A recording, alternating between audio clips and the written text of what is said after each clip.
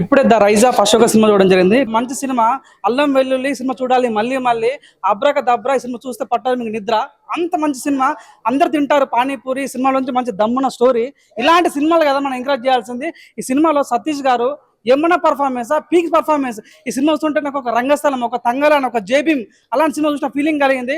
అదేవిధంగా సప్తమి హీరోయిన్ ఎంత చక్కగా తన పర్ఫార్మెన్స్ చూస్తుంటే పీక్స్ అంటే పీక్స్ ఉంది. ఇట్లాంటి వాళ్ళకి కదా ఆస్కార్ ఇవ్వాల్సిన ఫీలింగ్ వచ్చింది. ఒకటి తన sitting thumbs up director hats up. Vinod గారు ఏమన్నా డైరెక్షన్ చేశారు ఆ సినిమాని. ప్రాణం పెట్టేస్తారు భయ్య సినిమాకి. అంత బ్లడ్ అంతే. కొన్ని సీన్స్ ఉంటాయి, క్లైమాక్స్ సీన్ ఉంటుంది భయ్య. అరే ఈ రకంగా ఎవరు తీయలేరేమో అన్న ఫీలింగ్ వచ్చింది. ఈ సినిమాలో మెయిన్ అసెట్ ఎవరంటే విలన్. ఎంత బాగా యాక్టింగ్ చేశాడు భయ్య విలన్. చాలా అద్భుతంగా అనిపిస్తుంది సినిమాలో.